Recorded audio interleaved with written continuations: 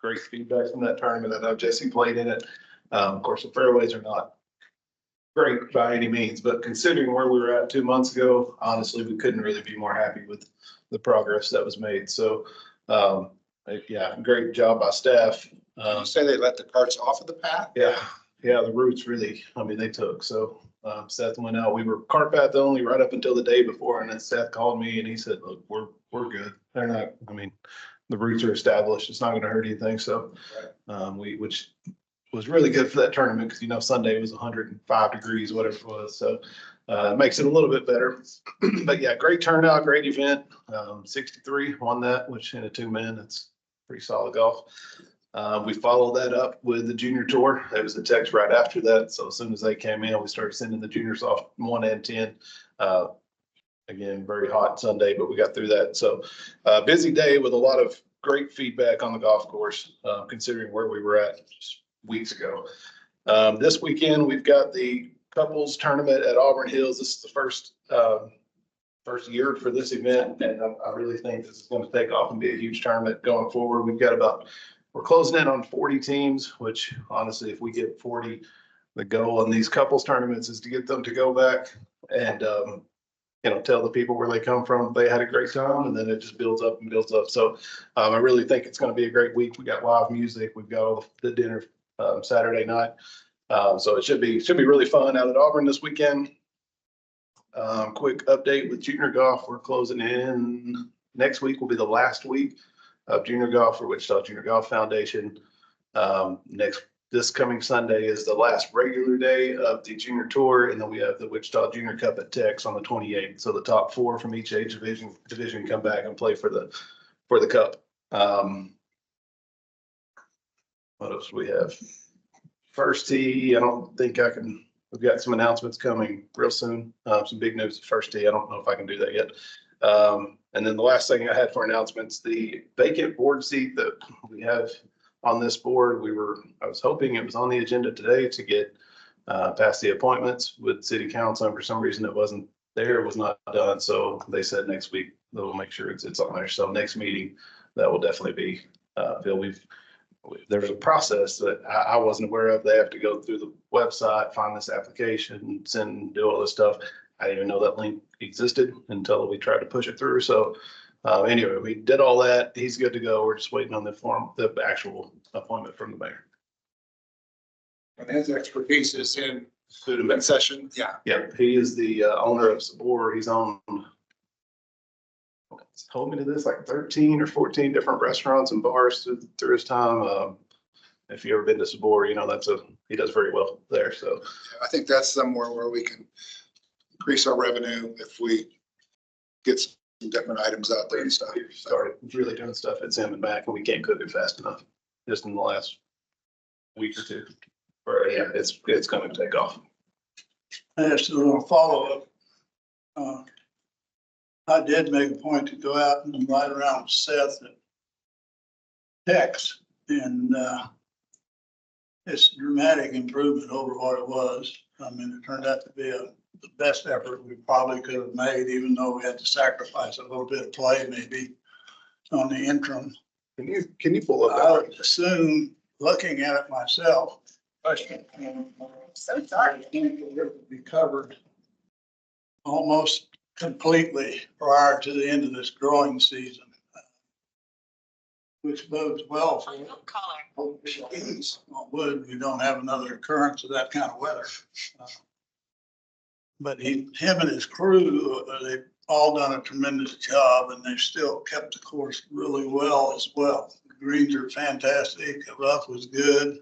They've been rip-rapping lakes. They've been doing things that are really substantial towards course improvement. But from the board and from myself, I'd just say kudos to Seth and his staff on that. Yeah, I played there this morning, and yeah, it was in great shape. And I was shocked from 2 weeks ago when I was out to today. The fairways really kept in.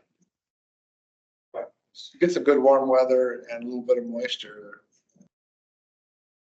Great recipe. Yeah, in regards to the starts off path, when you sprig or seed, obviously you need to have a little more water on it than normal.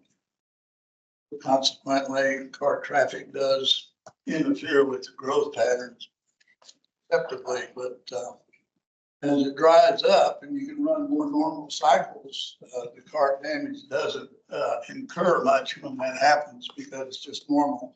And once the Bermuda grass becomes established during its growth season, it keeps growing whether you run over it or not. Now, obviously, if everybody on the golf course ran over the same spot, you'd have some damage, but that's never the case. So anyway, kudos to those So guys. you think it's established enough Yeah. now to where? Yeah. I've got a couple of pictures here just to kind of show the progress. The picture on the left was when we first realized we were in trouble. Everything else was greening up. Fairways, obviously, we're not. And then there's about 2 weeks in between each picture here, all the way through. This picture on the right was 3 weeks ago, probably. So you can see when you start there, and that was 3 weeks ago. So 3 weeks later to today, I mean, it's much better. So, yeah. Echo what Mike said, kudos to Seth and that entire group. Did a really good job. Jesse, And I They would did get that agree. little pizza thing that Evan was talking about. Yeah, yes, thank you all for that. Jesse, what was that? I would agree with I'd echo what you said about individuals at the tournament stating that what the course looked like from now to what it was. And I know that it was a bit of a, for us to have to shut it down, but in the long run, I think it was most beneficial because I heard nothing but great feedback when I talked to everybody, just talking with most golfers out there. Good deal. Good to hear. Appreciate that. Good. And then while I'm here, kind of on announcements, we did this last week. Michael Miller, the new pro at Auburn, he worked several days last week. He's closing on his house in Texas, but you have to physically be there to sign. As soon as he signs that paperwork in the morning, he's headed back here and he'll be here for good after tomorrow. So with the meet and greet, a lot of people came out and introduced themselves, and I know he's dying to get up here, and he's calling me every hour right now. Hey, I thought about this, what about that? So he's dying to get up here. I told him calm down, stay at your house, and then we'll still work on the golf course. So it's definitely excited to get him here and get him going full force. All right.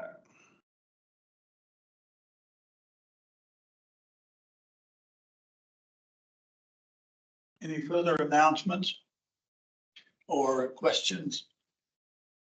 All right, we'll continue on. Approval of minutes. Now, I unfortunately have not had a chance to look at mine, so I will take it. But it has a comment there. Otherwise, I have no reason to suspect that the minutes aren't correct. So if you care to approve them, that would be. Yeah, I make a motion that we improve the minutes for April now. Yeah. Marty seconded. All in favor, say aye. Aye.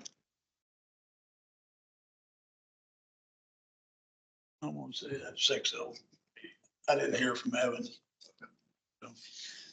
All right, continuation of prior business. And we are right here, we've discussed many times the efforts to lobby on our behalf, and we've had lots of input from various board members, and a lot of hard work that's gone into this. I mean, I say kudos to the board for picking up the slack and working so hard on this. So.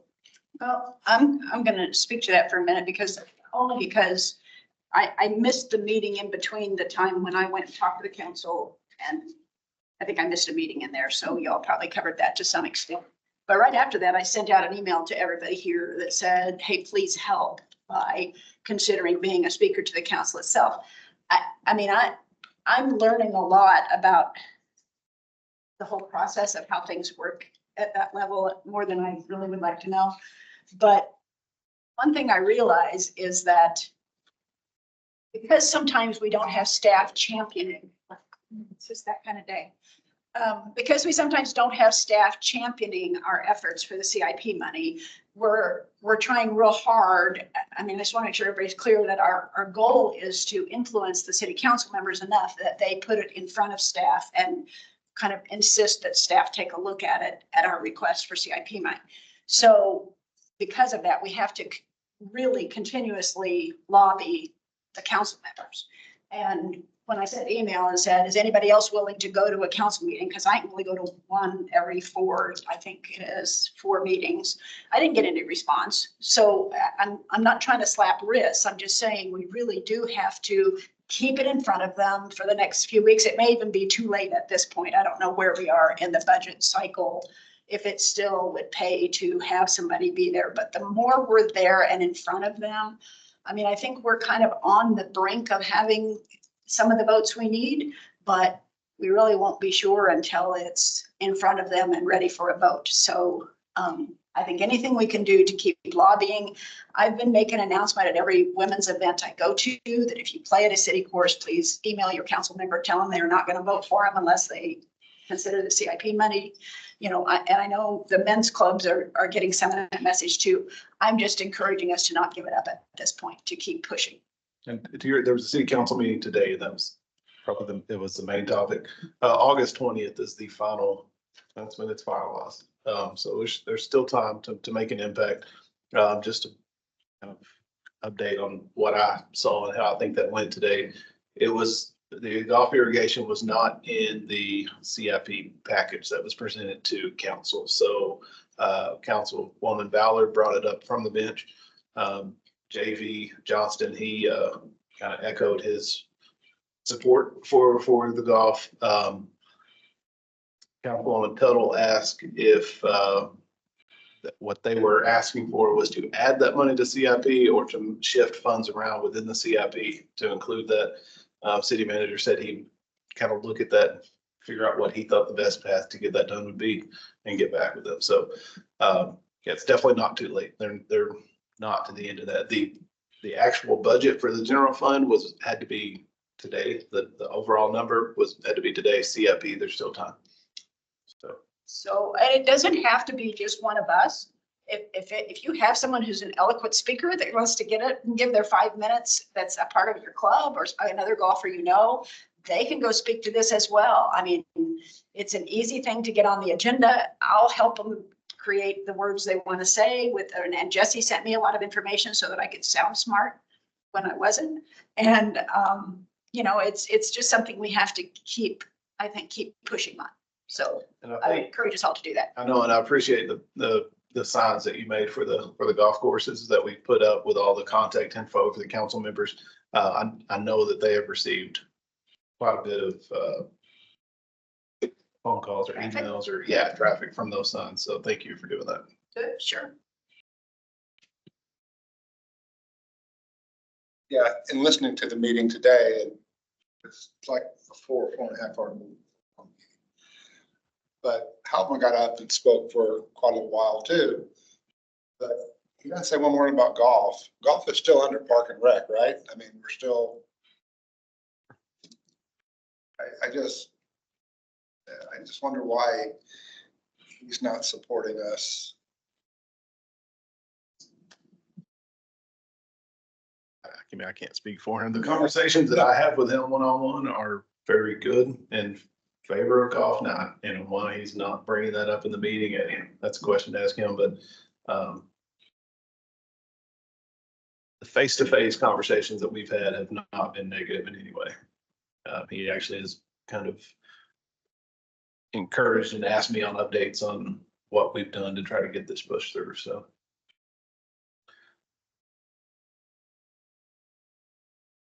And again, I would love to be way more active about this myself, but I'm in a spot where it's, you know, it kind of has to come from the golfers and from you guys. It does. I think we need to take the bull by the horns on this and just be really actively involved in trying to get people. If they heard about it at every meeting, I want them to be sick of hearing from us. Is there any negative feedback on the request to get CIP? Not in the meeting today. No, it wasn't a lot of discussion. I mean, it was brought up. No, there wasn't any negative feedback, but because of the deficit they're trying to deal with. I mean, if you read the room, you'd be very lucky if that pushes through. I think that's true. I mean, negative feedback doesn't mean a positive vote. Right. Right. It's, I mean, and if you, like I said, it's a 4.5 hour meeting. If you listen to everything and everybody that's asking for money, I would hate to be in their shoes. I'm just telling you, it's, But, I mean, I know there's a lot of things that rank way above golf. I'm not saying that, but there was 48 million in back pass that were for recreation, not for transit purposes. There's money in the CIP that's for recreational stuff. It's not like they're cutting all of that. So we're just trying to get our little piece of that small pie. Correct. Mark, you have- Conflict of interest, if someone, like, if I were to volunteer to meet with, is there a conflict of interest in that? we don't need to get staff involved. Yeah, Yeah. I would love to go speak, sorry. that's not the, And I have the time, my family situation is such that I wouldn't be a problem, but I had to ask, so. Sure. I could find you somebody though, I bet. Marcia and I both attended those meetings and made a presentation, and I thought both of them were positive at the time when we did them. If another member of the board would like to do it, it'd be more than welcome. I know Evan is an expert in budgetary stuff, but whether he might have a slight conflict with his position as a controller where he's at versus making that presentation, that would be up to him if he could do it, but he would that would be more of a, he'd come from an expert standpoint exactly. in terms of finances and why and how we could do it. I mean, and I'm not trying to pinpoint Evan or anything else, just, Oh, let's do. he's not here to fight that. yeah. I mean, I do think he's a very logical person to go in and speak to this, Evan. Yeah, I just reference that and the fact that it's a budgetary thing. let's give Evan a second to respond, please. Yeah. You turn the mic off. When was the meeting? The council meeting was today, but we're talking about just setting up meeting with individual council people or going to the next or some council meeting between now and August 20th. They have a council meeting every week. Do you know, Nate? Yeah, every Tuesday except the 5th Tuesday of the month. So those are our favorite days. Are there only public comments on the first three or something though, or did I dream that? I don't believe so. I'm pretty sure public comment anytime, as long as you kind of, get it submitted. So Evan, all you have to do, there's an online way to get on the public commentary lineup. And it's pretty simple. And then you'll get I think you get a call back that's a confirmation or something like that, I did it during the period when they were hacked, so I had to do mine on the phone, but I think you can do it all online at this point. Okay. Is it just on the wichita.gov website somewhere?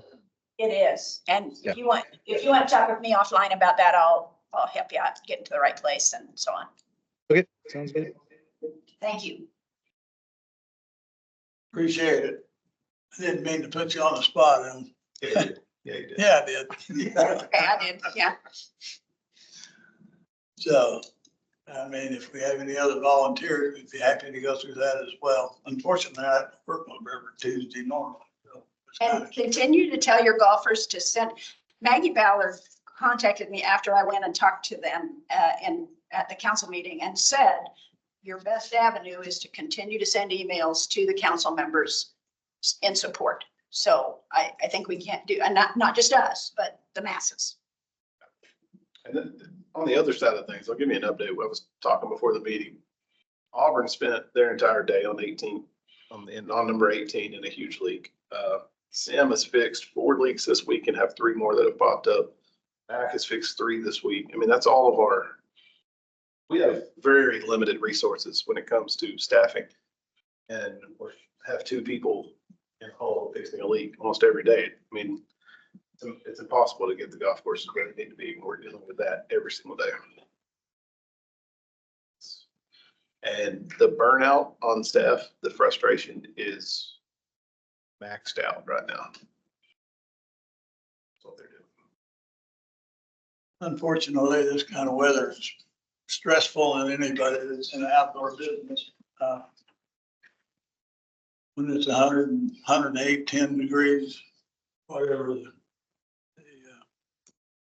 the amount is, I mean, it's stressful because you're dealing with a medium here that because you're not paying attention, may be dead in a few hours. So, I mean, the stress is always there. And if a person doesn't have the necessary water to be able to complete his task, he's basically done. I mean, and to be constantly trying to fix something and under the stress, if you have a mainline leak, which we've had multitude of, where you have to kill the system to do it, and you're sitting there looking at it being 100 degrees, and you can't even get the water out of the ground. I mean, onto the plant. Your chance of failure is pretty high. See, the last few days since the extreme heat has set in, you can see where the irrigation, where it hits and where it doesn't. It's burnt out, starting to yellow up. That's what the entire golf course would look like within a day, if that happens. So that brings me to another point I forgot about. Just found out today that around Auburn Hills, they're going to be putting fiber optic, and they're going to cross our main line 5 times. Trenching under roads and different things. So I just found out today, I've got to call and talk to the main guy tomorrow. We can't stop them, but I've got to make sure there's something in place that if they hit something, everything else stops, and that is they pay for it and they fix it. I've never been through this, so I don't know how that works. So The good news is they just did that at Willow Bend yeah, and it was seamless. It was amazing. okay. They put fiber optics around the whole circle that does the whole front nine. And everybody was up in arms about what might happen, and good news is nothing bad did, so. Well, Dalton called me and he looked, and it looks like they're going to cross the main line irrigation, and they're going under a road. They're not trenching, they're going through and with like a ditch witch thing, and they're going to cross that main line at 5 different points. So in my head, the chances of them not touching that thing at any point is very slim, but Depends on the depth, or you got to run that board. yeah. So I've got to call in. I'm sure it's 4:30. It'll probably be tomorrow, but I'm going to try. I mean, my main thing is just, I want to know what the plan, if that happens. How deep are our lines under fairways? You might know more than I do. Normally 3 feet. And I don't Run know. on 10, he was down in that hole. He had to be every bit of 4.5 feet down there. I mean, The it was, main line bust. yeah, it was the one that Dalton fixed. It was probably, I don't know, 6, maybe 8 inch. I don't know what it was. It was pretty big.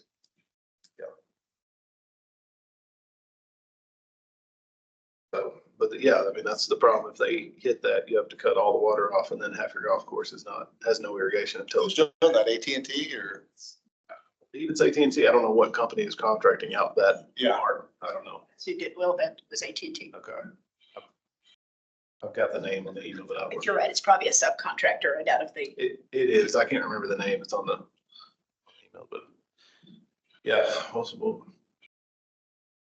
Again, can't stop them. I just want to make sure what's the plan if this happens. should be a plan B. Yeah, and it can't, I know I've dealt with something similar in the past, and it was, yeah, if we hit it, we pay for it. That's on our dime, but also it's on our time. Yeah. That can't be the case. It's got to be, you hit that, everything else stops. Every ounce of energy goes into getting that fixed immediately. So what we can do.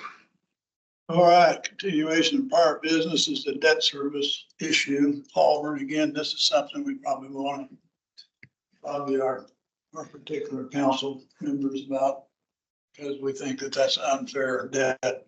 So that's my opinion. I'm assuming I'm speaking for the board, that should have been retired off of the tax valuation on that particular job, which is what they promised when they actually did it, because the golfing community wasn't really addressed when all that happened. It was done via the council, and whomever it was the city manager at the time in the late 1990s. So Just to clarify, Mike, you might correct me if I'm saying something wrong. Basically, Auburn was built, they had a plan to use the increase in property taxes from the homes to pay for that debt. The job ended up going $6 million over budget or some amount over budget. Well, once they paid up to the original amount, they did not pay for the rest, even though they kept collecting that tax money, that increased tax money from the home. So that debt, golf is periodically paid when they could. I think the last payment was 2016 maybe, but there's $5.7 million on the books. It's been there for 20 plus years. You know, kind of the general consensus among golfers and people that were involved was that should have been paid off several times over, but it wasn't. So one of the, with the debt or the budget deficit that they're facing, they've got 3 plans kind of to help cover that. And plan 2 includes a part of golf where we would have to pay back $377,000 a year for 15 years to get that paid off. Well, $377,000 a year is 80% of our profit. So we have no money left over to do anything for 15 years. Unless we raise, you know, do all the stuff we try not to do, so. Who can change that? The Council council, would have to be, council would have to, I'm assuming council would have to vote to wipe that debt. That debt has been paid. It's not hanging out there. Then Aaron's saying nobody's paying on it. It's been retired because you have to retire revenue bonds when they come due. The city can't default on them. It's either that or you default your whole financial system. So and that was it's based, it's a paperwork thing. it was based on property taxes of homes at $200,000. You can't find a home out there for $200,000. No way, no how. Yeah. You double that, I have a hard time finding anyone before. So, I mean, it's, during all the original discussions, Mr. McKay and, and the other guy, I've lost the name momentarily. The amounts of money that they were discussing in terms of building a golf course is pretty ridiculous to start with. And that all came up during the initial conversations back in the early to mid 1990s. And we already told them at that time that's impossible, but I mean, the council wanted to do it. And they continued to do it, even though there was a lot of discussion as to why we shouldn't do it. But anyway, it was completed. And the original was, they put a number in there that would supposedly cover the cost, but the cost escalated. The clubhouse was bigger than they wanted or originally said. There's more involvement in the golf course, but they just overran it. But when they originally did, I think when they originally did the revenue bond, it was deemed at that particular number, but when they overshot it by 6 million or whatever it was, they chose to try to tap the golf system, which never approved it in the first place. Of course, they didn't have a board in those days and anything else. But really speaking for the golfer, it was all run by the establishment, the city, whoever was in charge at the time. And consequently, they just okayed it and they just ran up the tab up to where it was unacceptable for the players. I mean, you just cannot afford that kind of thing. Which is why you have that holdover debt, which is coming back to look at us, which is not actually a debt. It's just, like I said, a paper transfer. If you put that in perspective, I was an idiot high schooler when they were figuring all this out. Now I'm an idiot 42-year-old. So that's a long time ago. I mean, that's a long time for that debt to just sit there. Yeah, It's been paid, like you said. I think the question is more about, do we try to do something about it now, or is it something that try to address next year, or I think you I have to think they address it may now. implement some type of payment prior to next year? So I mean, once they vote on this Yeah. plan, once they vote, and they're gonna, my understanding is they'll vote this year. So once they vote, that's the plan, and we're living with it. So I think we need to. It needs to be addressed now. And I know that at the budget workshop, JV expressed what you were saying, that that's been paid off from the property taxes several times. It should be wiped off. I believe Maggie said something similar. So there's support there. We just, and it's kind of like the irrigation. I just think it'd be a good idea to have those conversations with council. And it's been, there's been how many councils since then? So the people now, they may not know the story of how they got there, what you just said. So just making sure everyone's aware of how they got there and then they can make at least an informed decision.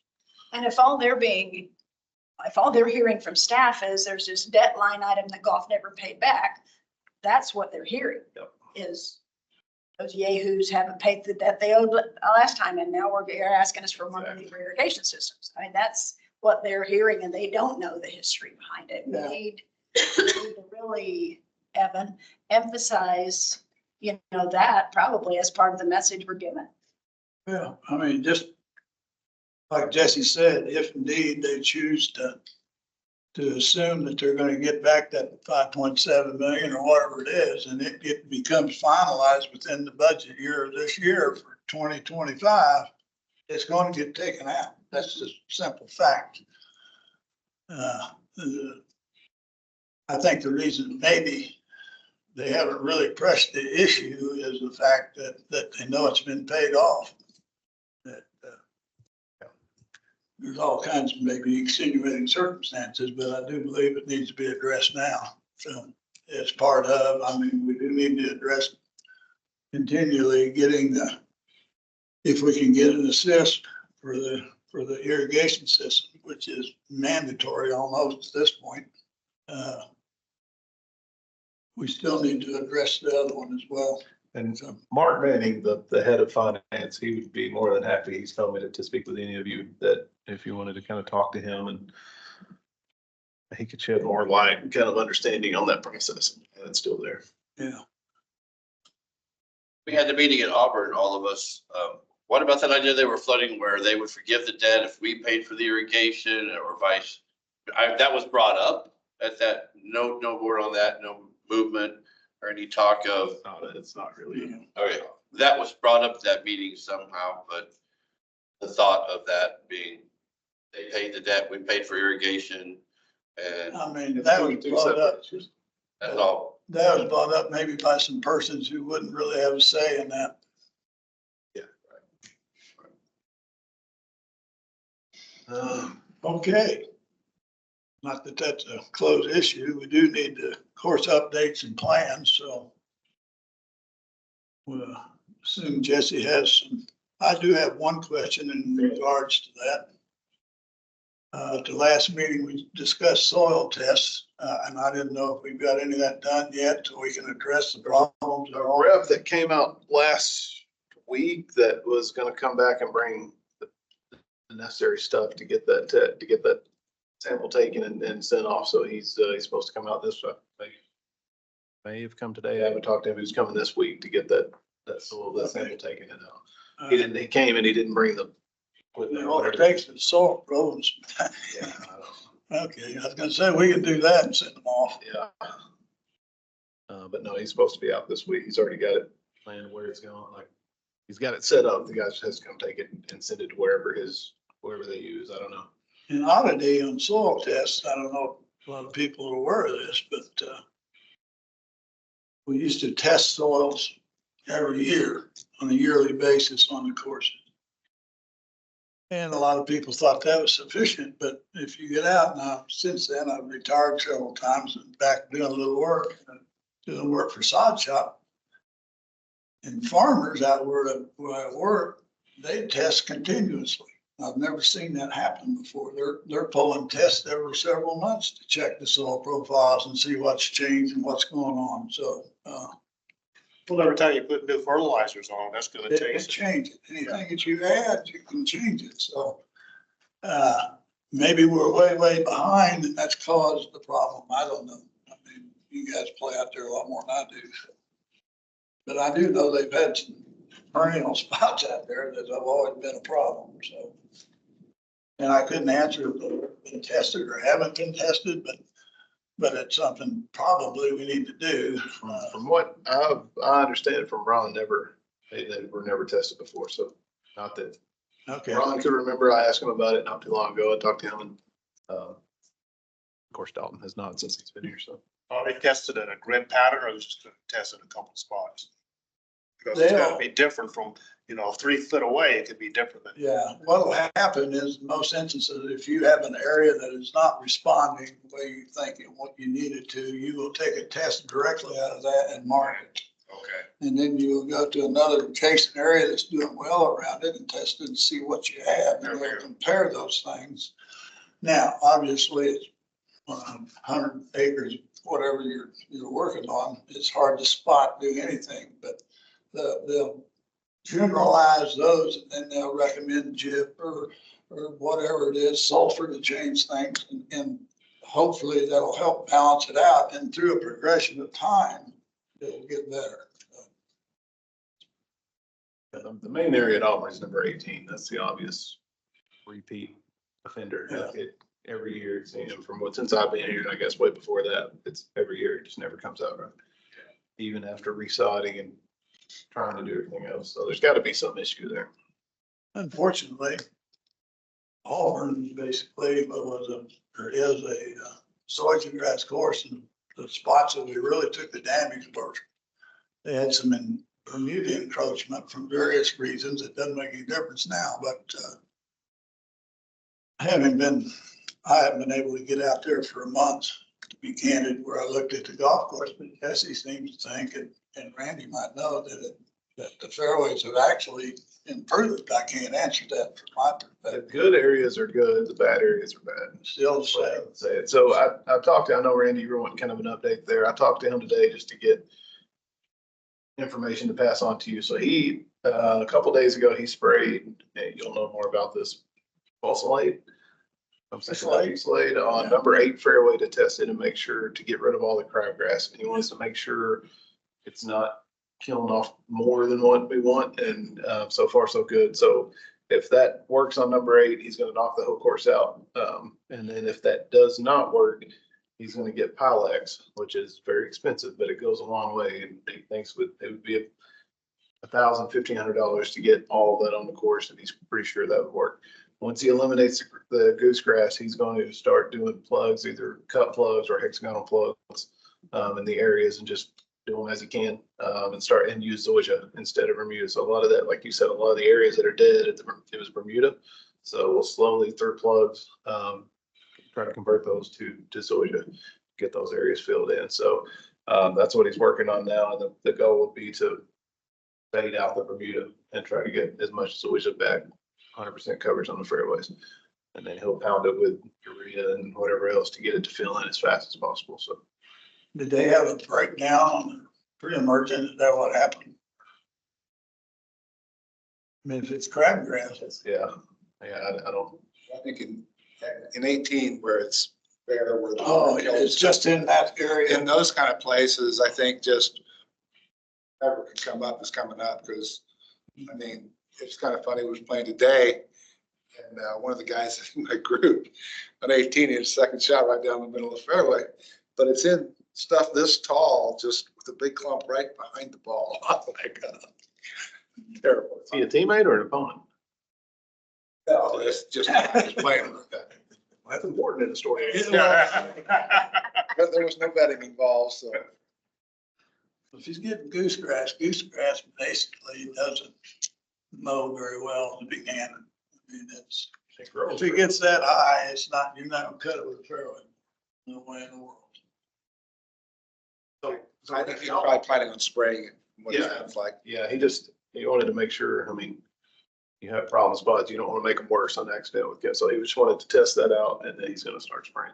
So if he starts to take spots or areas and transplant some zoysia in there, will he take, like, just hypothetically, 2 years ago, Ron took the right side of number 2 and he cut, I don't know. He's got a couple of zoysia nursery areas that he can Right, pull right. out. You're pulling plugs, that goes a long way. So, Okay. I mean, maximize that as much as he can, and then start pulling from areas that are out of play if needed.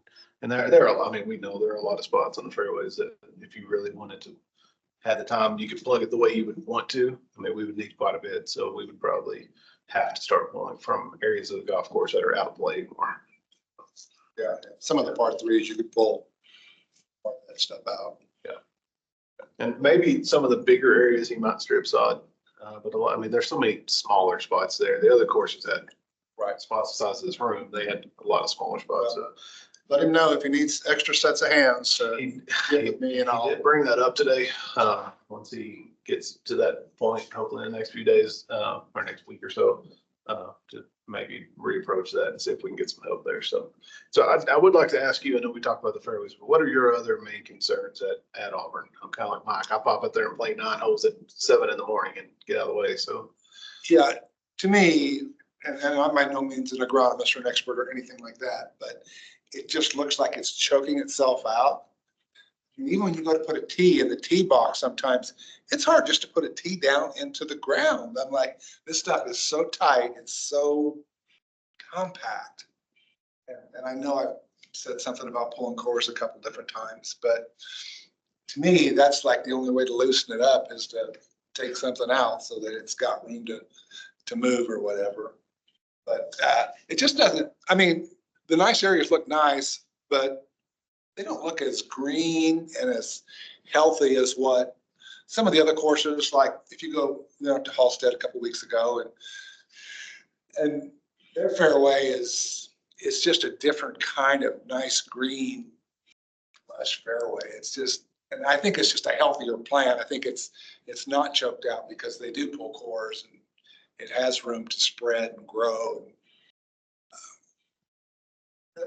That would be my 2 cents, but like I say, I am by no means an expert. What about sanding the fairways? I know at X today, they were sanding those fairways pretty heavily. Do you ever sand those at all?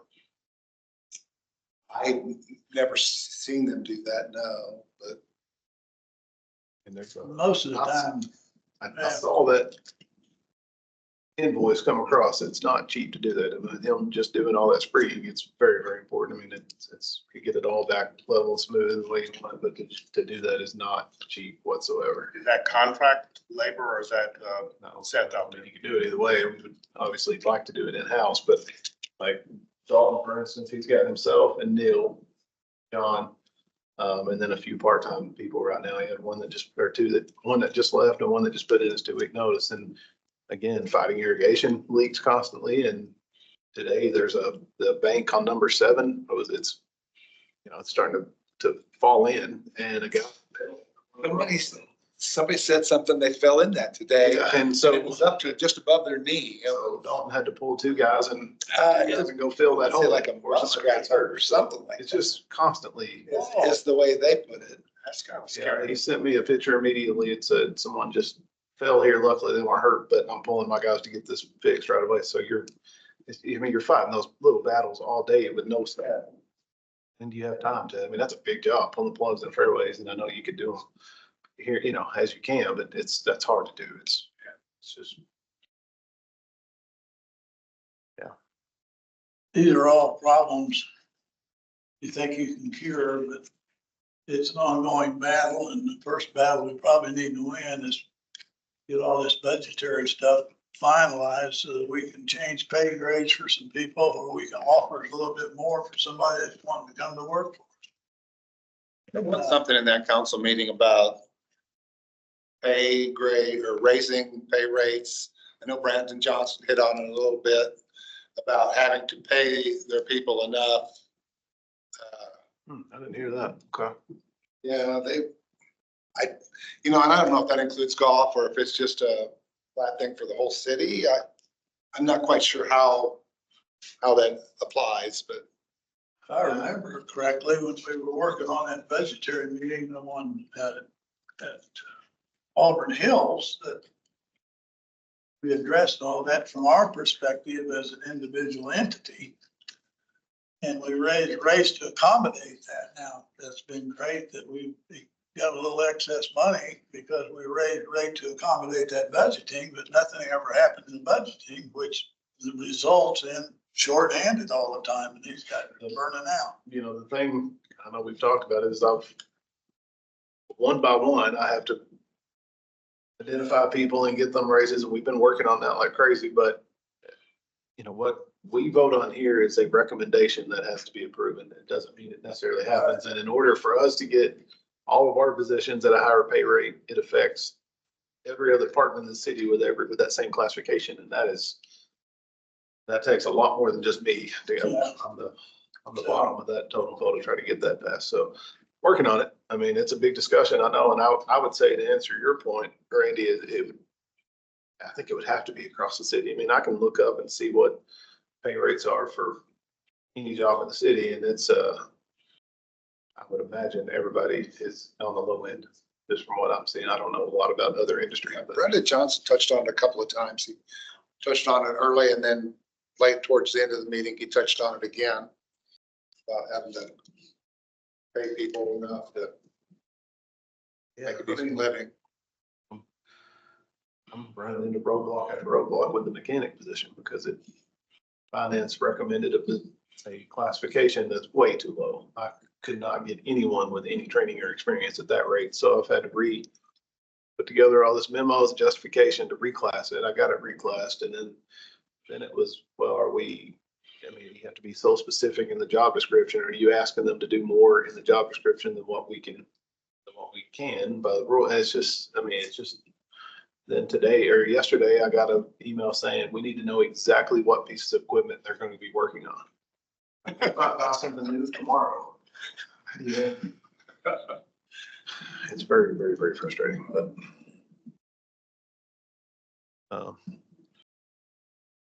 right here, but yeah, I mean, that Is that done via the city or via the unions making you classify like that?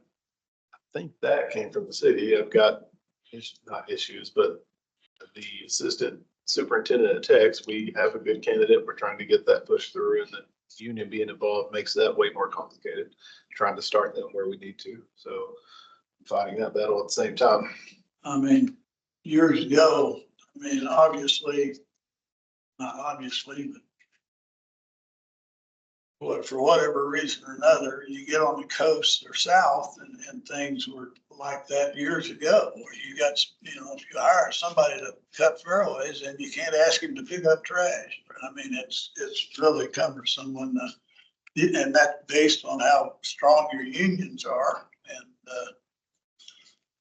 which again creates staffing problems, because then you gotta hire somebody to pick up trash. I mean, and you get into the same situation when you're trying to specify whether this guy's gonna backlap reels, or whether he's gonna fix hydraulics, or whether he's gonna fix that injectors on diesels or what. He has to be able to do it all. We can't hire somebody that can't. I mean, There'd be no way to contract something like that out, contract labor for a mechanic. Toro charges, you have a minimum number of sessions that you have to basically say, I'm gonna take 9 sessions, they're 300 feet or something like that per hour, not including, that's just basically I mean, it's outrageous. It would be much better off having that person, because we want this person to do preventative maintenance, not just wait till it breaks and then figure it out. So yeah, we'll get it worked out. And then I've got the marketing and food and beverage position. I did interviews the last 2 days. We've got one more coming up. We've got some really strong candidates. That's going to be a tough decision, but so that's nearing the end. And then we've got that customer clerk position that I'm still waiting on HR to create a position number for that. So that's, yeah, All right. like I was talking about with finance, they're playing catch up too. So I understand, trying to. hiring individuals has become such a problem that the GCSAA, which is the Golf Course National Association, has created categories now for equipment technicians. I mean, and they're creating a certification for these individuals, and it's becoming much more prevalent now than it used to be, backyard mechanics. And it's because of the sophistication of this equipment that you're buying. I mean, and if you can't work on it, like I said, you send it down to some shop to have it work on it, and the initial thing's $150 an hour. Then you gotta pay to haul it, you gotta do everything. So it's well worth it to have the individual, but you do have to have an individual that's capable of doing it. Hiring someone without the experience does no good. We can't hire Teach them. someone to train them. They've got to walk in the door ready to go. Okay, any further discussion on that? Real quick, I'll touch on the other two. We've talked about Tex, we talked about Auburn. Is there anything else on Auburn before I go forward? At Mac, the spot we tried to seed, and I don't know if it's that the seed just didn't take, or if we ate that night, he laid the seed, a huge rain, like 2.5 inches came down that night. So I don't know if it washed a lot of it away. It kind of came out of nowhere. So I'm not sure for whatever reason, but that did not come out like we had hoped. So he is going to start strip sodding the next couple of days. He's got one staff member that does something with the Red Cross who's been in Houston since the flood for the last 2 weeks. The assistant has been out she's been sick, so she just got back. So he's been a little short-handed as well, but he's going to start strip sodding, starting with the bigger areas. And basically what he's going to do is use the first 20 yards of the fairway that you're going to hit over and start trying to take some sod out of that on each hole that needs it. Start with the bigger spots and work his way to the smaller spots. But if he can get that Bermuda sodded in, I mean, I think it'll spread fairly quick. It's very unfortunate that seed really just has, and it's so small, you know, that seed is like, it's tiny. It looks like a BB, smaller than a BB probably. You can't, once you put it down, it was hard to tell. Did it wash away or is it, you know, we couldn't really tell. So unfortunately it did not work, but he's ready to start doing that to get those areas done. And then what else at Mac? Some of the, especially in the rough, some of the stuff we don't want there, the grasses, weeds and. Knotweed all over. No, that, yeah, I try to get a bunch of that knocked out. At Sim, it's better. It had a ton of issues earlier in the year, and it's kind of done a lot just with what he's doing with hitting it with fertilizer and trying to do what he can. He's going to overseed. He didn't put the pre-emergent down very heavy, so he thinks the seed will go in those areas. He may start trying to do some plugs or some strip sod, some of the bigger areas, but I mean, he's basically just going to keep pounding it with fertilizer and do what he can do there. But I've driven Sim, which is totally different than playing it, but I have not been able to play. So what's your feelings on where we're at now versus 2 months ago? A little better, not greatly better. And I haven't played a lot either, to be quite honest, because of some injury things. So but from what I understand from my gals who play every Tuesday is that it's better, but not significantly. Not playing, I've got pictures on my phone and I try to go back to those same spots and look and see, and I can definitely tell differences, but when you play it, you really get to see what, you know, the difference. Greens are good. Yeah. Everybody says the greens are good. The fairways are still, there's some big areas that are problems. The greens in the extreme heat, I got a little worried for a couple of days. They were getting spongy and starting to have kind of a different color to them. And they seemed yesterday, I went out there and looked at a couple and they seemed okay. So there was a couple of days there. I was like, oh, losing some sleep over that, but I think he's okay. So I'll get a comment. I Okay. played Sims last week. Okay. Fairways where those grass is pretty good, but there's a lot of this, I think it's called chickweed or something. like that. Knotweed, No. What is it? knotweed. Well, that stuff is nasty. That's nasty to hit out of. Yeah, I know. That's a stroke right there when you hit them. In the fairways. Yeah. Okay. So are we gonna be able to address that? You can spray that out. It would just probably show your scars a little worse than you think it would. I was gonna say, at least it's green kind of thing. Well, that's the conversation. It's, do you want It's hard to get grass or do you want dirt there? Well, I didn't like that at all. Yeah. That caused me a few strokes that day. Sim, obviously, it's like the others. It takes significant damage via the winter. But it's in that crossroads. Sims, it's the target, of course. We're going to start our irrigation. So how much building do you want to do before you tear it up? Granted, if you go HD and pull it, the damage isn't as significant as if you were trenching in something, but still you're going to disturb it. So if you want to put a lot of money into something that you're going to disturb, personally, I hope we get in there and get that irrigation in this winter. I'll knock on wood up here. But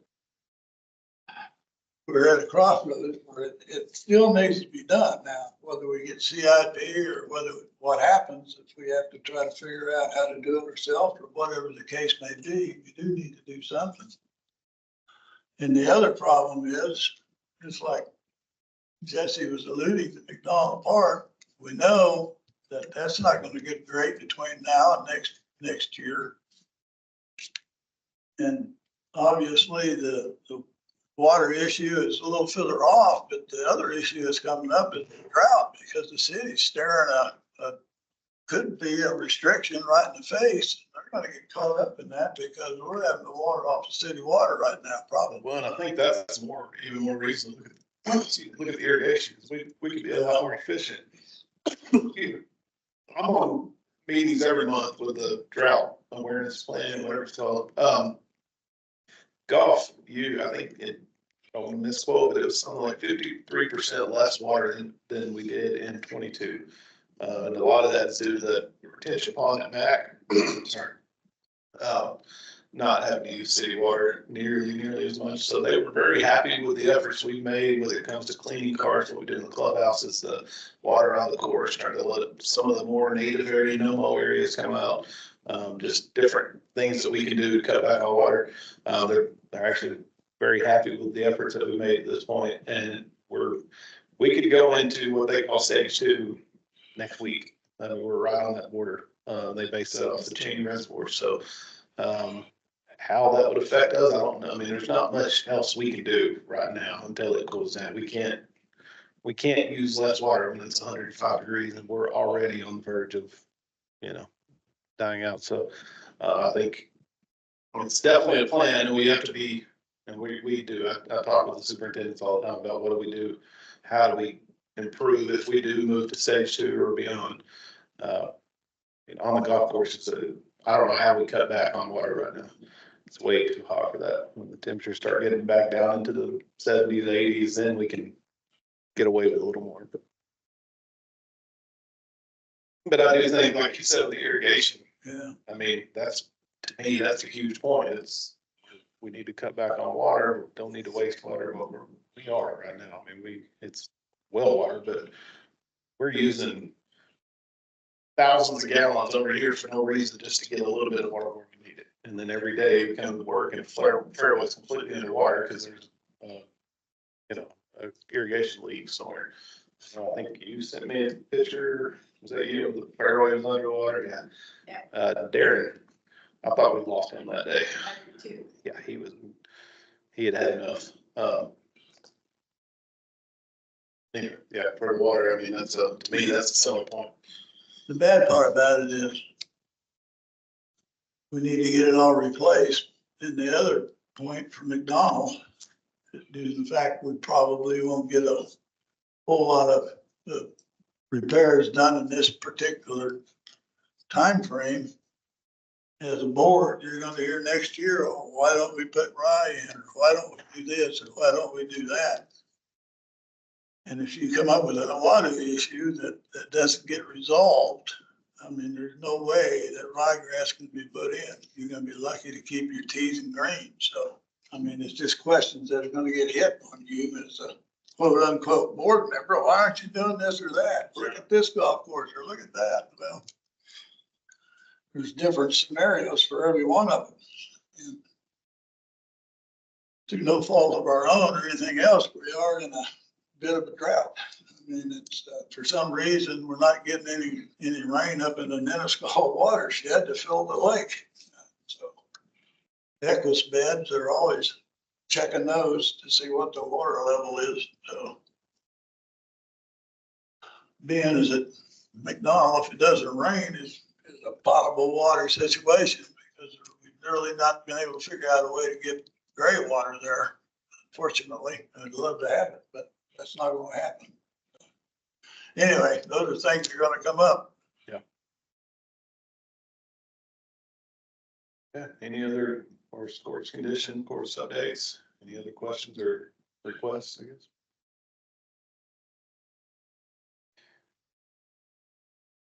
One more. Yep. The hitting bays at Sim, is that just a matter of labor? Yes. Just keep promising to my gals, I'm gonna see it.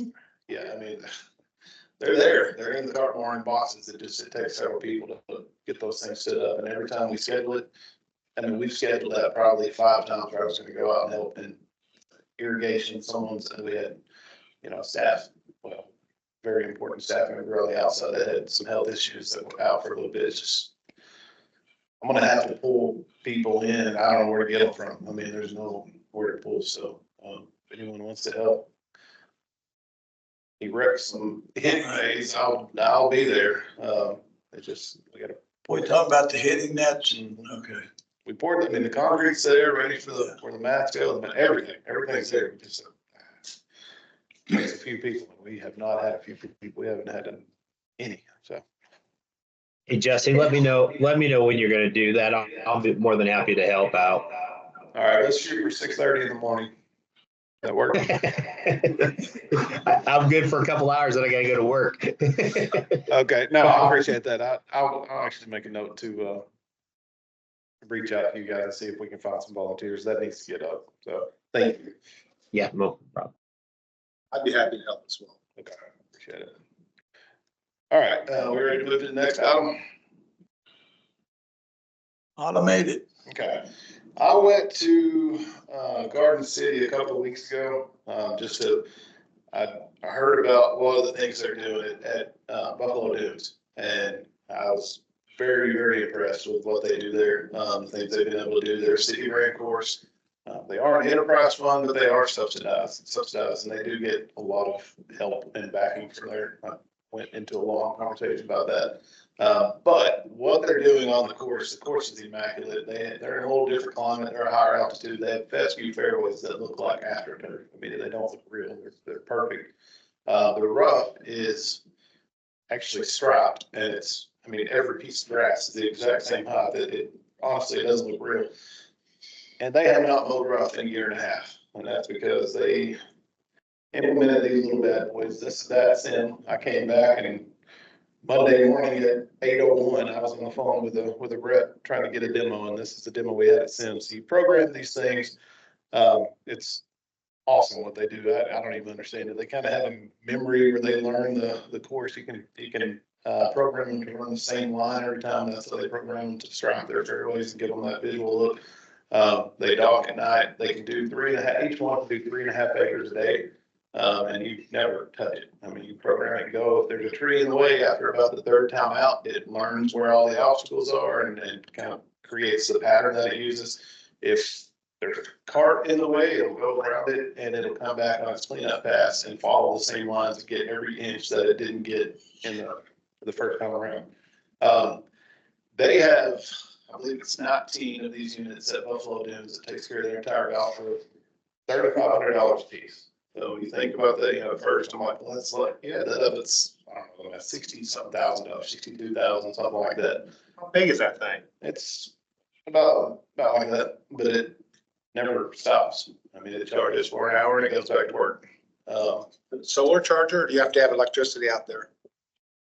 The demo heat rod had electricity. We plugged it in. It would definitely be, you'd have to have electricity. So what they do there is all of their irrigation, the pumps and all that, they have them set up with that. So it's really easy to add that. But you look at $3,500 a piece, and that comes to $60-something thousand.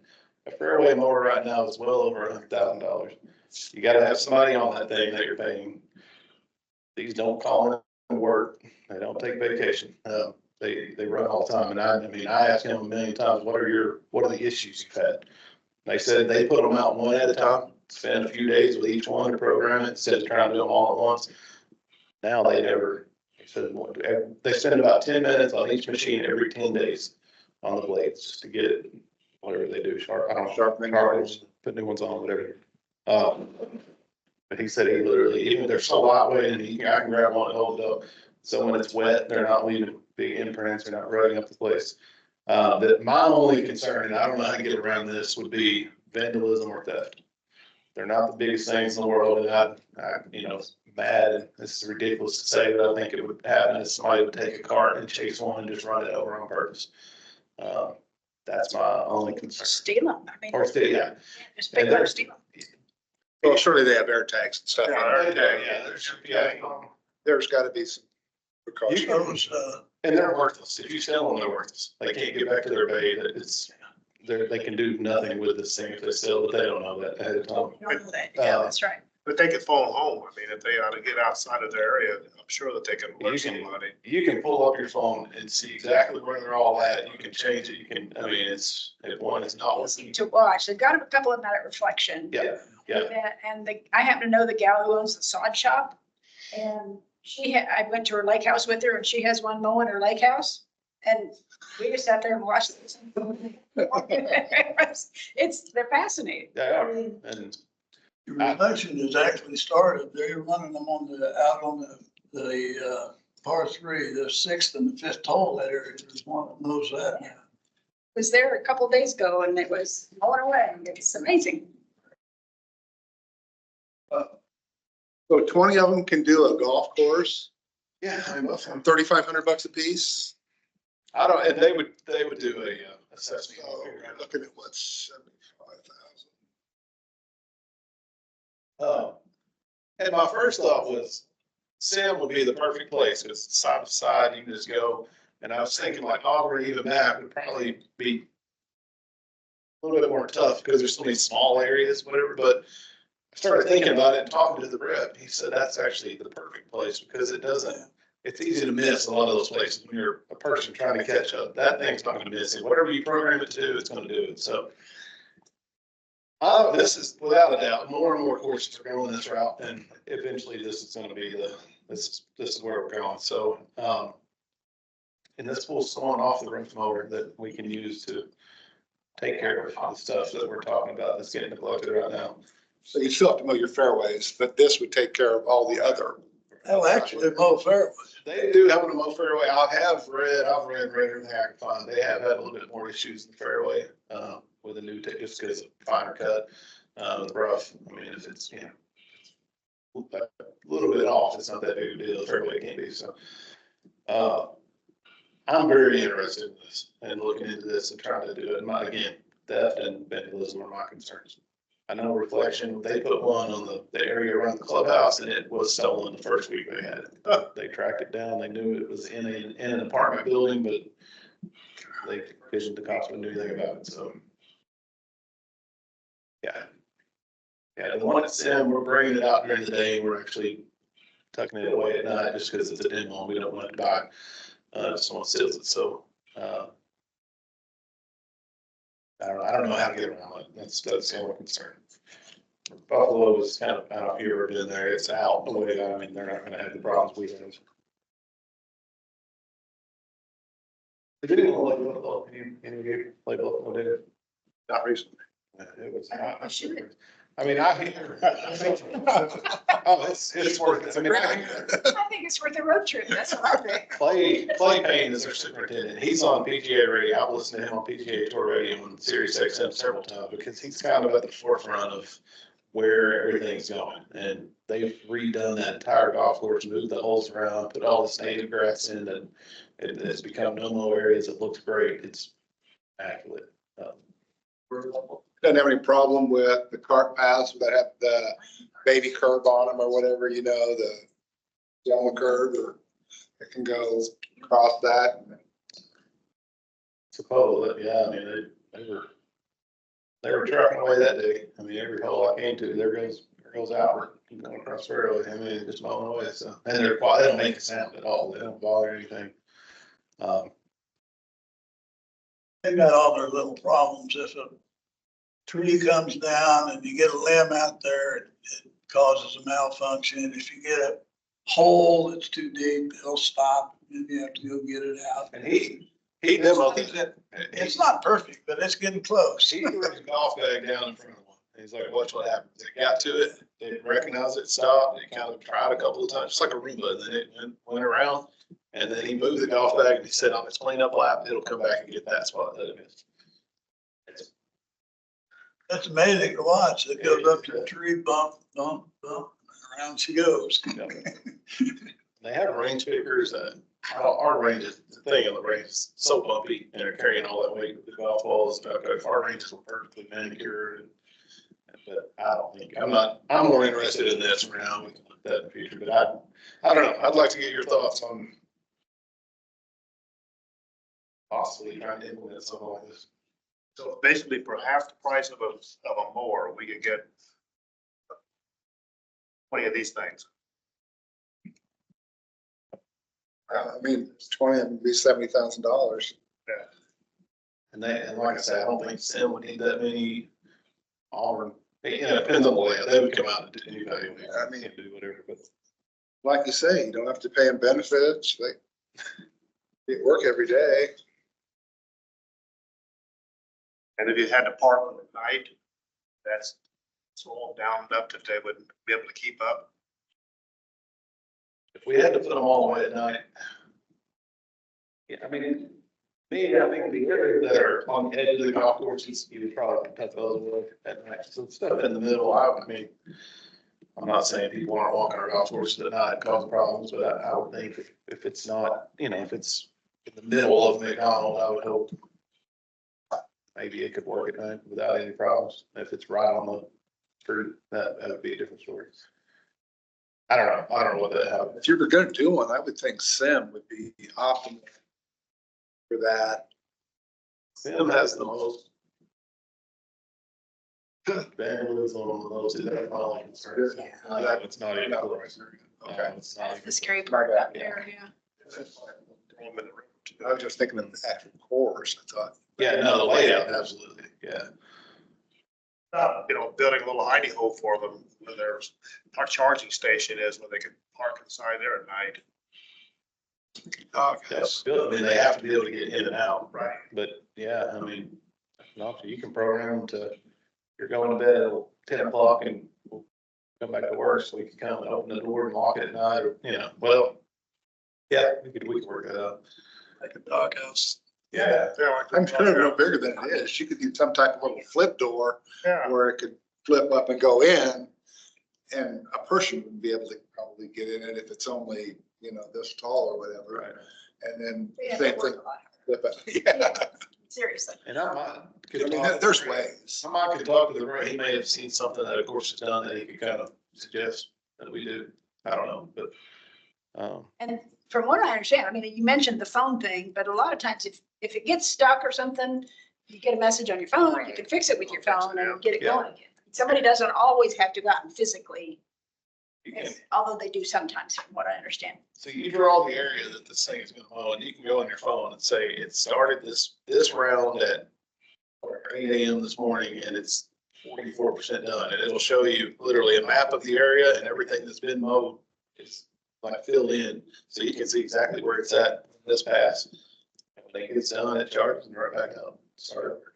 So the course that's actually, as far as the vandalism point of it, probably Tex would be more ideal. It's out of way a little bit more, not as many houses around or anything like that, Yeah. to where you would have an issue.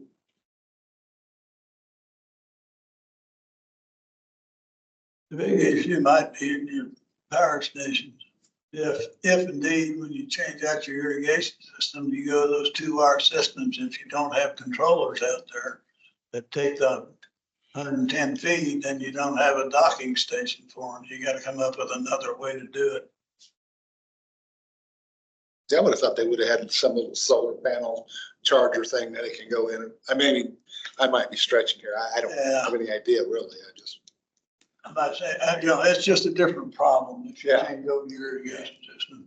Yeah, the one that we did at Sim, he put it on the pump house there, right along number 2, and he, just like run the cable in to power it, and then he put a little, well, I think it was what, the stall on top, just a little.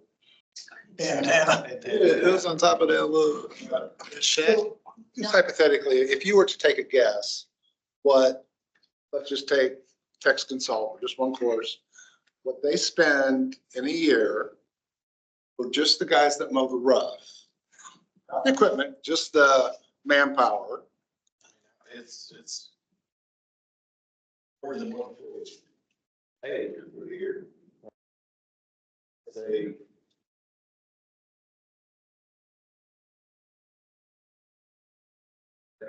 35,000 probably, that's just, well, the labor, they're mowing off, stop, well, it's during that period too.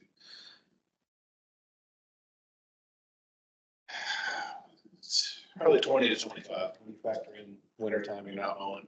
But I can do some math and get you a better number. I'm just curious. I'm just trying to run Yeah. numbers to see. And that's not counting the fuel. That's not counting the equipment. Right. I mean, there's a lot of work. Yeah, I just the manpower that you get away from. Boy, I almost think it's something you could maybe look into really. I would say so too. And I mean, from a environmental standpoint, we're not using that fuel. Yeah. Yeah, I'm all for going green. Anything you can do to go green, go green. What do you need from us? Yeah, what do you need? I don't know if he needs anything. I just think we need to go ahead and consider studying it and seeing what the best alternative, because there's like 4 or 5 different companies. This is Husqvarna, but there's other companies that we could check. Some of them cut a little wider, some of them cut a little more, some of them cut a little less.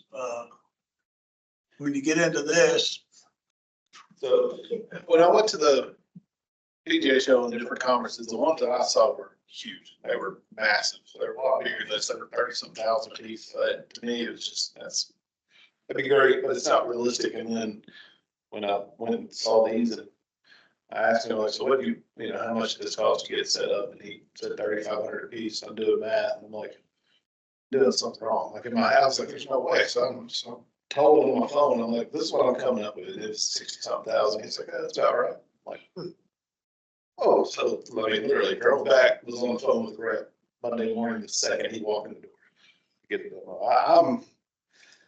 I really want to look at this and try it. I guess from you guys, I would like to get a suggestion of what course maybe you think would be a good one to start at. It would take a couple of months to get them all going. Like I said, you want to do one, get it running the right way, add the second.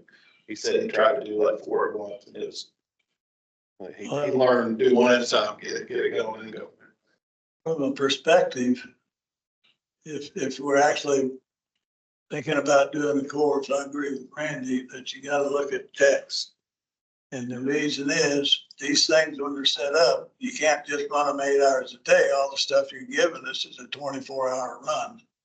In other words, these things run continuously, except when they're charging. You can set windows of we don't want you out after. Yeah, I know that, but then you lose the productivity that you're basing it on. So, Ideally, nighttime is when you want to work in the most. yeah, they gotta be running. And, I know the one that is, like Marcy said, I've watched them run over reflection, and them little buggers run all the time. And they got theirs stolen. They put out a little ditty information thing. It says it's worthless to it. You might as well bring it back, and they did. Oh. Did they get it back? They got it back. Oh, I didn't know that. Okay. Yeah, they're running 2 of them in the yard and 1 over on 5 and 6. 6 is where I saw it. They run it during the rain. I think at text, you're probably less likely to have any of the vandalism issues or, I don't, all the other ones kind of have a lot of homes around them and. Traffic, Yeah. so much traffic. I think text would definitely be the way to go. I think so. And Texas, I don't think acreage wise is much bigger than what they're covering at Buffalo Dam. There's so much no-mow area there. Yeah. It takes up a lot of the space. Yeah. This demo came from Crestview. They're getting ready to implement a full group of these things. So It doesn't have that much really heavy rough. Well, Texas got quite, just like you said, a lot of no-mow area up there. That they just let it go, which is fine. I mean, it's out of place stuff. You hit one that bad, pay the price. Yeah, I exactly. mean, you can program it around that, right? It's like a GPS system. It's the same thing. Thinking, to probably that specific up there. I mean, you could put it, I want you right up against the edge of this, and that's where it goes. It's very specific. Yeah. I think cost effective wise, Auburn has the roughest rough. And I was gonna say, is there some reason we wouldn't consider Auburn, just Yeah. because we don't have a lot of vandalism? Yes, at night, we have some, we have a lot of people that, right, every other day, someone's got a bicycle on the greens right now at night. They walk into that. People have spray painted the rule signs, spray painted the cart path. I mean, it's not as often, it happens. We find bitches in the ponds, ball walkers in the trees, and it's every other day, it's something. I don't know. At Auburn, huh? Every course, yeah. They had the same I thing. just say, you better keep your riffraff out over there. Never watch, please. Electric Ridge is the same way when I was there. It's all the time something. I was thinking that, that's where the roughest rough is. Yeah, I Get a mean, lot of it's- value, unit like that out there. Right, as far as the turf, Right. I think you're probably correct on that aspect of it. But no, if you were gonna hypothetically implement something like this, would you try a couple first and just see how it goes? Or Probably. I mean, it's kind of make one of an obligation? this demo, but it's also a smaller, we only did, I don't remember how many square feet, like, just a smaller section. We didn't send it out where it's full capability, so, yeah, I'll probably start with a couple of holes. Once, if we're out $7,000 and if we don't like it, we can, that's not the end of the world. So before we spend a full $60,000-$70,000. I mean, realistically, I would like to get something going this year, maybe a sample of a couple, and then look at trying to, over the winter, trying to get them in place for next year. So maybe I'm oversimplifying this, but if they run during the day and you wanted to do a trial, if we did it at Tex, you've got 9 and 5 and got those ones close to the clubhouse that you could kind of try it on first. Mhm. That way it's a little more observable. I don't know, maybe we Yeah. just wouldn't have quite as many problems as if we go someplace. I mean, because Auburn, you don't see a lot of holes from the clubhouse. No, I think any vandalism you're gonna have is probably not gonna happen during the day while you have golfers out and around. That's probably more an evening thing when kids get out and doing whatever. We had a golf cart stolen at Sim last week, right as they were all coming in to watch. The next morning, Derby police called and said, we have your cart. So they stole it, sold it, put it on a trailer, was driving, wrecked. Luckily, the truck had the wreck and the trailer and the cart were okay. But we had to drive to Derby and pick up our cart that was stolen 8 hours ago. Crazy. I would think if you're gonna try them at the other courses, I would design some type of a small box that this thing could go in with a flip door or whatever, could go into where it's not accessible in the evening or whatever. And then have it come back out in the day and do its deal. I believe the manufacturer's got something going on that, wouldn't you think? I mean, Yeah, I mean, they have little garage door openers that. when if it came theft up, has been that's an it. issue, if it's a deterrent for people buying their product, I gotta believe they're gonna come up with some way to protect their Right. product. I can talk to that rep and say, what he brought is just a little, it's almost like, Just a plate type thing. yeah, just a little flat thing that sits on the ground that sits up on, but yeah, I'll reach out tomorrow and see if they have anything. I just say, yeah, we try them because I think it's the way of the future. Yeah. I think it's what's happening. It's a evolving deal, I know, but again, Sod Shop, I'm not trying to promote them or anything else, but they're testing things now and they're running a 36-foot mower off of John Deere with it. That's what she was saying, yeah. So they're trying to fire me. Are they? Yeah, Good people. get me replaced.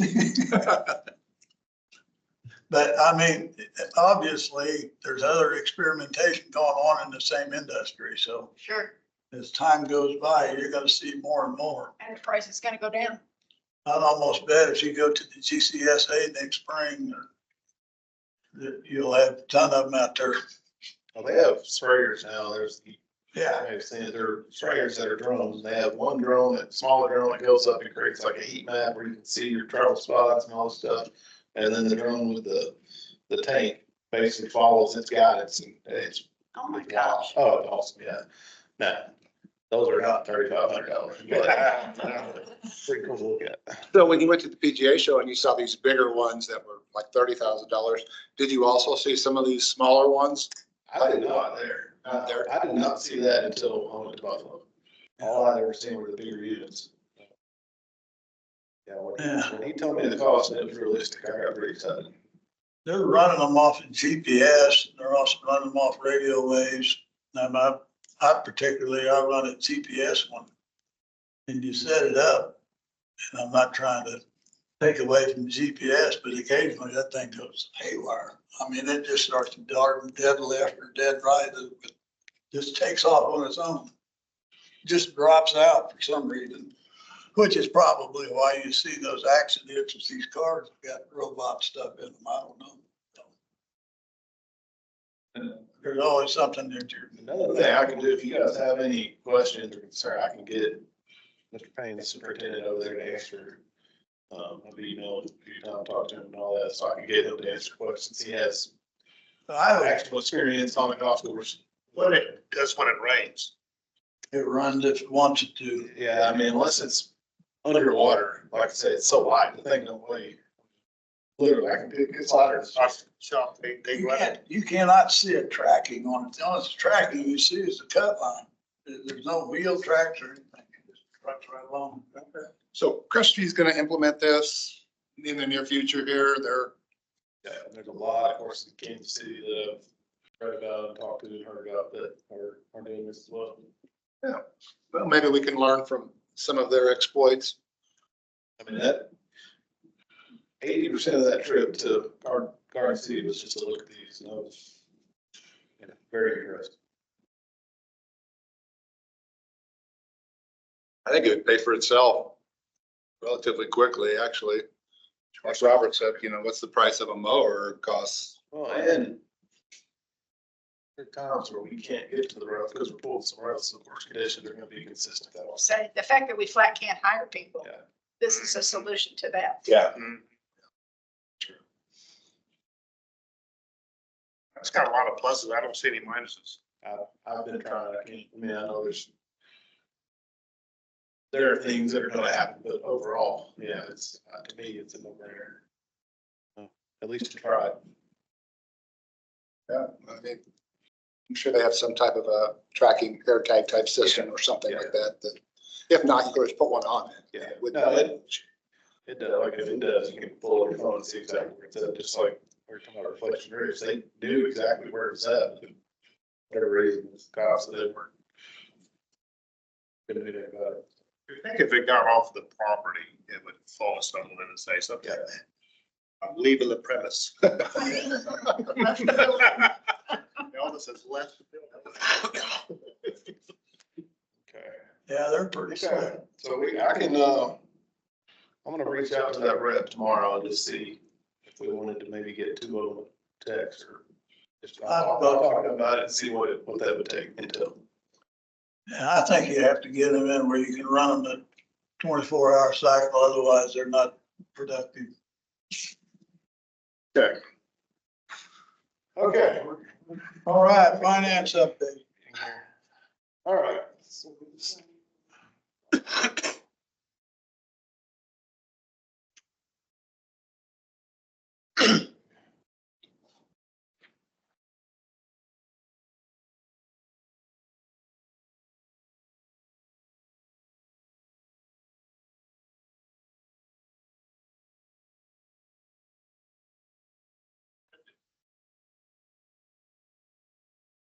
there.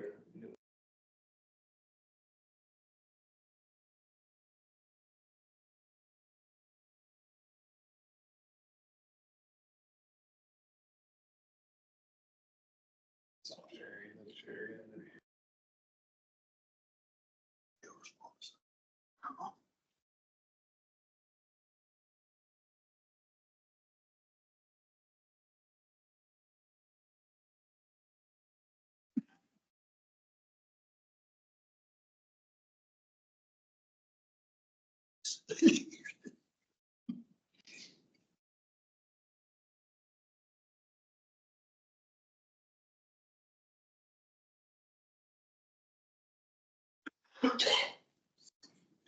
Just by reflection, where it's what's that little sucker run around it.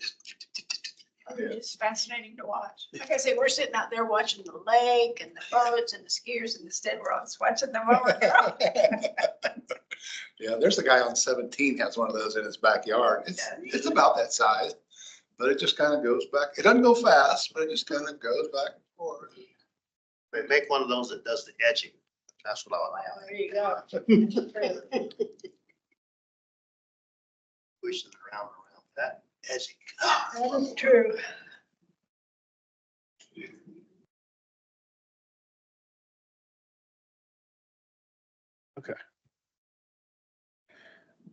All right, this is the first today, I got the first financial since before the cyber attack, so we're looking at everything through the end of June, so nothing in the last 2 weeks. Of course, we've had quite the strange year. We've had, the cyber attack, cash only for a long time, and then we had a course closed for several weeks, and then a par 3 course for several weeks, so all things considered, this could be a lot worse. Looking at just number of rounds, I mean, of course, we're down, about 13,000, but we're still even with 22. And I really think that we can make up a lot of ground for the rest of the year as long as we don't have any more weird things happen. So all in all, lowering the rounds as long as our revenue is still good, I'm actually okay with that. It's a lot of people here are so worried about rounds, not revenue, and I have the other mindset, like where rounds are down, our revenue's up, we can take care of the courses better. So, looking at June specifically, that's most of our problems for the year. I mean, we're down 7,000 rounds, and that's just in the month of June because we only had 3 golf courses. So, nothing unexpected there. Cart rentals down due to the same thing, but again, I think we can make that up and even end up ahead of last year by the end of this year. I'm gonna go pretty quick, stop me with any questions. Food and beverage, considering that we didn't have one course in operation, not too concerned here either. You can see at Mac and Sim, where we're trying the new things, they're up quite a bit. Auburn, due to circumstances, we've had to cut back a little bit on some of the non-golf events that we're doing, just so we don't have that person in place yet. So that's down a little bit due to that. And then Tex, of course, is closed. So the 2 courses that we're rolling out new items and trying things out, it's pretty happy with. Another thing to consider, we've had several more rain days this year than last year. Up to this point last year, there was no rain. We were open every day, all day. We haven't had a ton, but we've had several days where it was raining this year. And we had a much colder January through March than we did last year. Driving range is well up. Mac, even right now, they're closed so much for first tee programming. That first tee just keeps growing and growing, which is great. But when they paid for the range, they built it. So when they have programming, it's theirs. But even with that, Mac is up $10,000 already this year on the driving range. Texas is about even, which is pretty good considering they were closed, and then Auburn's up quite a bit. So driving ranges are staying extremely busy. Merchandise still are a little bit up from last year. Most of that is at Tex, and I think that's because of the simulator. He's able to do club fittings, and you start selling sets of clubs as much as they are now. It goes pretty quick. At Auburn, we're close to what he did last year to this point. Just to give you an update, that goes, we have to get a little budget adjustment to buy that merchandise. It's done. We got the number. It's going to end up being 120,000 change that we pay out merchandise. And as of 3 days ago, we had sold 66,000 of that already. So we've already recouped over half of that. My plan is to get through probably most of August through the events where we're doing gift certificates, and then start kind of do a bump down, and then what's left, have just a crazy holiday sale that will start in November. I really want Mike to have fresh slate. I don't want him to compete with the golf course on his merchandise. So I'm gonna try to move as much of that as possible before the end of the year. So, total revenue, we are still up, which is crazy, $64,000 over last year. We did 710. We're on track this month to do. Last year was picked up 745,000, I think, and we're on track to beat that this year. We were pretty even, maybe a little ahead, depending on the weather. This is all the money that came through CPS. So when we get to the financials from the city, it's going to look a little different. I'll explain why.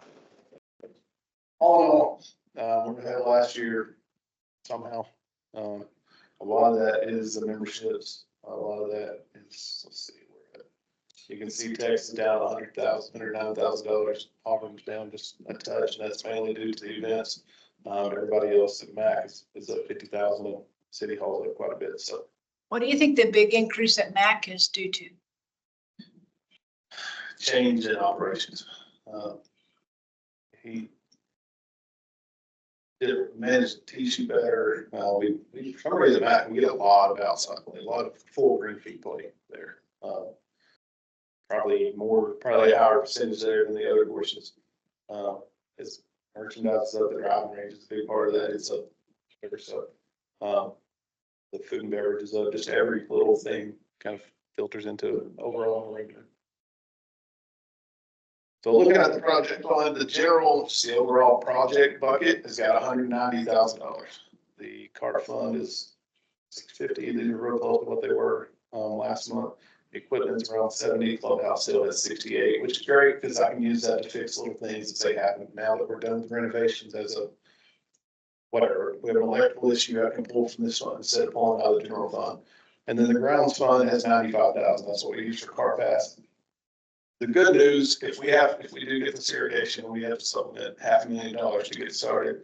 That 190 and that 95 can be used. So we're already 200. I can't do much. So whatever, 85, whatever it is.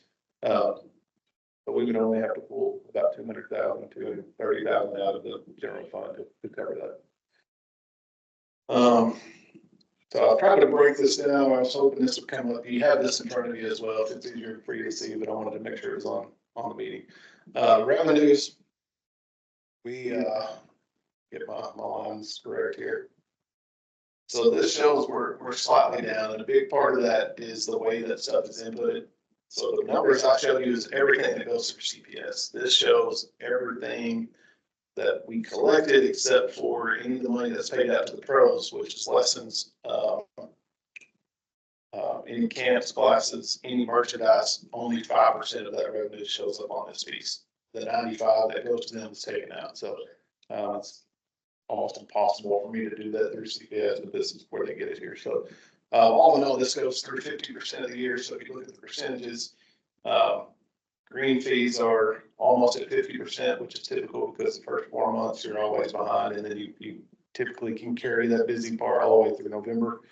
So I'm okay with that considering we were closed, Stacks was closed for a month. Driver is way up passes everything to me. I'm okay considering all the crap that we've dealt with.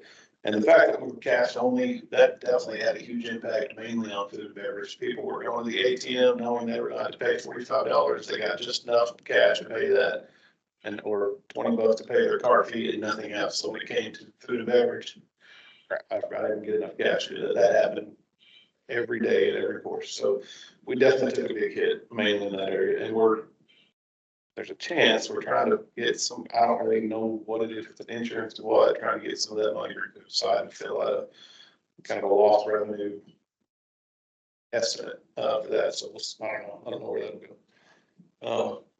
On the revenue side, 48%, I'm okay considering, all things that's happening. The expenses are more numbers, so I condense a little more, but actually shows up okay. Again, 50% of the year, most line items are well under that 50%. We have a few things that are up a little bit. And some of the stuff we've done this year is we had to do that IT updates. We had to put new wiring, new switch boxes at $70,000. That was hopefully an expense that we won't have to pay again for at least 10 years. So that was a big expense. You take that out, there's not a lot here. Labor is 45%, so we're doing okay there. Contractual services at 35%. Material supplies, 46%. Capital outlay.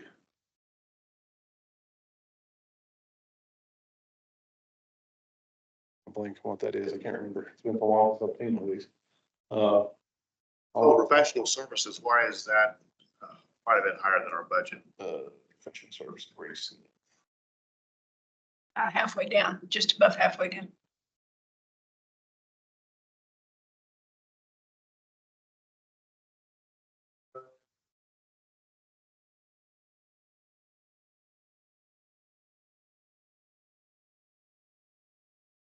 contracted, I think what we had done.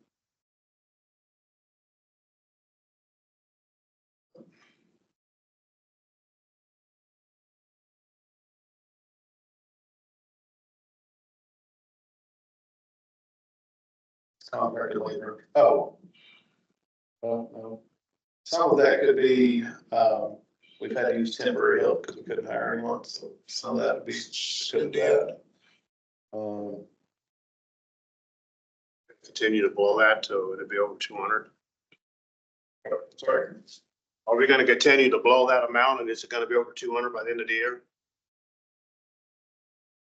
I mean, the goal is to get off of the temp services. We've only got, I think, 2 employees left that are under that.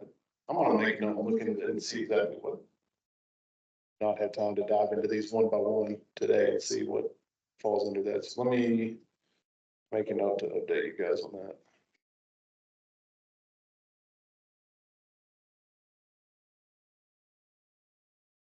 One and the two that jump out at me are that one and special compensation. What's special compensation?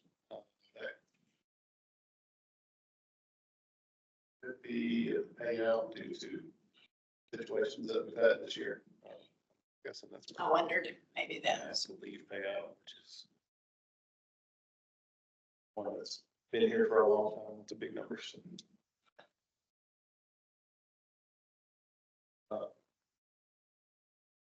All in all, total expenses are 44 and 45%. So, and that's with a couple, the IT and a couple of that special compensation, different things. So, again, I'm okay with this, and you know, if you guys have any questions or concerns, please let me know. And then when you look at kind of where we stand overall, we were at 86% of excess revenue or expenses, so we're in a good spot based on our budget. 24, so yeah, we're slightly behind last year on profits, which again, all things considered. You take the IT charges out for all what we did, we're basically dead on. If you look at our ending balance right now, this is through June, we're at basically 1.4 million. I just definitely expect the revenue side of things from now moving forward is going to be very strong. Taking cash, we've added credit cards to Bev cards. I mean, we're taking credit cards inside now. We've added credit cards to Bev cards, which should be helpful. We've got a lot of events. I think things back to normal now. Of course, they're recovering. I think the revenue could be very strong. Just weather, I think, hopefully, will be our biggest obstacle. Hopefully, it's good.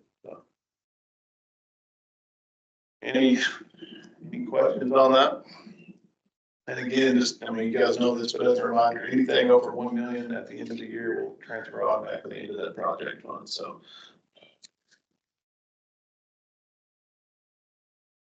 Yeah, I think relatively speaking, for techs being shut down for the period of time and the cyber attack and everything that you've been through this year so far, it doesn't look too bad.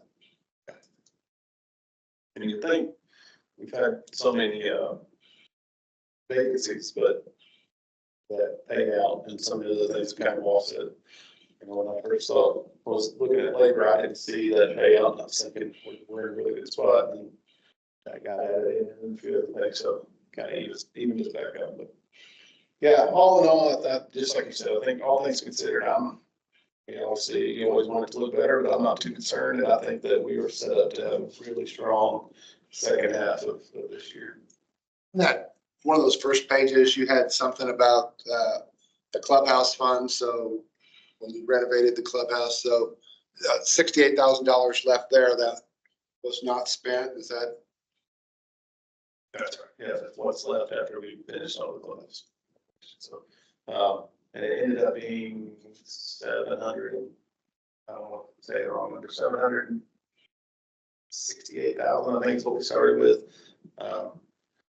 So that money will go back into the general project fund then? No? We would have to go to council to get that back. It's already been earmarked for clubhouse renovations, so that's where that's at, unless we go and try to ask it back. Now, if we want to use that for the irrigation, we could. I like having that money there just for when things happen in the clubhouse, it's there. I don't have to try to figure out where to get that money from.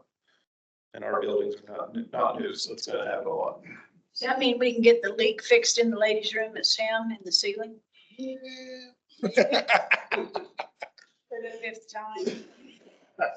That air conditioning unit.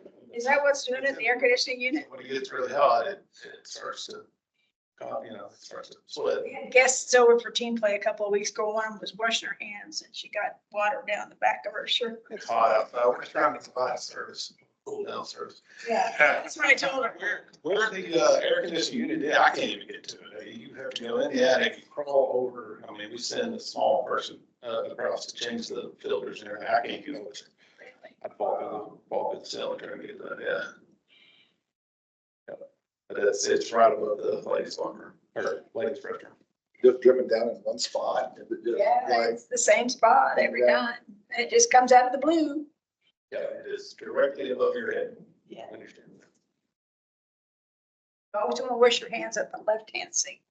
The right-hand sink has a tissue. Most of us got it figured out. Okay, any other questions on the finance number side of things?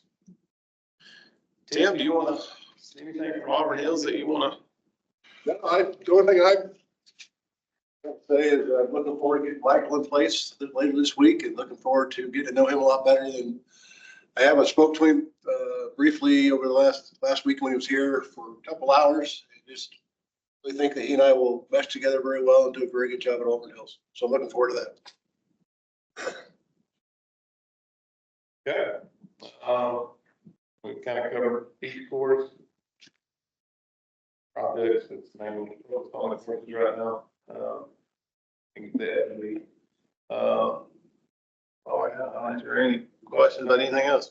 I would just playing devil's advocate for a second. Hypothetically, don't get help from the council.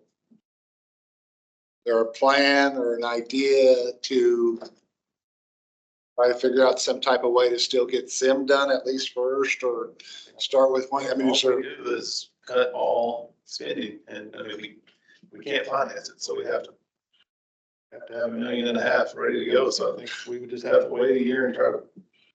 so we probably would raise fees again a little bit, try to Yeah, that's. generate the revenue. I mean, I'm asking. No, I think over the next month, we hope for the best and expect the worst maybe, but once we know for sure, that's where this board and have to come together and figure out what that plan is. Yeah, after August 20th, we'll know. There's ideas, I mean, you can raise, we just raised a lot of fees, and not saying they were raised too much, but we can come back again and do that, especially after we had the course closed this year and the issue we've had, it's gonna be tough. But we gotta do what we gotta do, so. I mean, I don't know how to make more revenue where we're at. There's little things we can do, but I can't increase revenue by $1 million next year. It's not gonna happen, so. I always kind of go back to concessions in my mind, because I know when those other companies came in, that's the one thing that all of them focused on. That's where they can generate more. And it sounds like kind of what you're doing with Mac and Sim, you've kind of already proven that, yeah, we can generate more with some more items. Yeah, there's I'm really excited about getting this person in, with this new position, just to kind of help focus 100%. First part of your job, that's all I want you to do, is getting those things in place. We gotta get the controls in place. We just got all the equipment. We had to rewire everything again. Got all the equipment back in Sim. They're taking off techs. We're ready to roll out. Auburn has a little bit more options. We just needed the staff to roll these things out. So everything's in place now. Are they using those new ovens, those ones that, Yeah, Sim and Mac, they're using a lot. Yeah, they were actually experimenting. The rep came out and they were making different kind of pizzas and stuff today, and they were good. And they made burgers, kind of garlic seasoning that, yeah, it was, I'd stay away. I had to just walk away because I was about to eat 12 of those things. So Max got his ovens down. Yeah, there's a big food warmer there. They just 2 days ago, Colin sent me a picture and there were like 20 burgers pre-made. When they knew a group was coming in, he sent me a picture. I mean, it couldn't have been 20 minutes later. Things empty. About the same. Yeah, Colin is fired up about food and beverage right now, so. Right. Yeah. Yeah, it's, I mean, all those little things over the course of the year, at 4 courses, it adds up. Not definitely, I mean, Doesn't take much to get Colin fired up over food. he attacked every customer that walked in and started telling them about the pizzas today and what they were doing, what they were trying. And I mean, you could hear him all over the building, but that's good. I love it. That's what I want. Do they make those kind of from scratch, or is it just like a frozen pizza thing they can buy, or? Frozen crust, you add the sauce, you add the toppings, you put it in that oven for whatever. Same thing we did at Auburn. And, yeah, we found today 3 minutes and 20 seconds was the sweet spot. Yeah. But yeah, I mean, feedback was great, they're good. To your point, I think there's definitely, without a doubt, there's an opportunity there, and we've done what we've been working towards to increase that. I do feel like that was kind of a selling point for those management companies that we can hammer this, it's gonna make us look. So I think it's there, maybe. I think it'd be really tough to hit the extent in which they probably were trying to push. Yeah, and I think they were talking about getting liquor licenses and stuff like that. Yeah. Some other variables that might be harder for us to do. I don't know. I mean, we would, it's all profit, it's so much money to be made there, but I mean, I can't get anywhere on that, so. Push what we have. Yeah.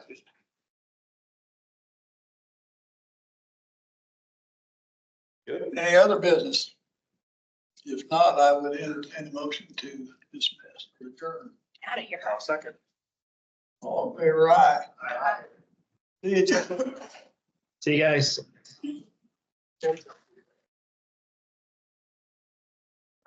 Tomorrow, yeah, we're doing some kind of an award for the United Way for that tournament we hosted at Texas last year to raise money. Gotta be back at 7:30 in the morning for some kind of award. That's never a bad thing. No, it's. But you know, he's like they do it.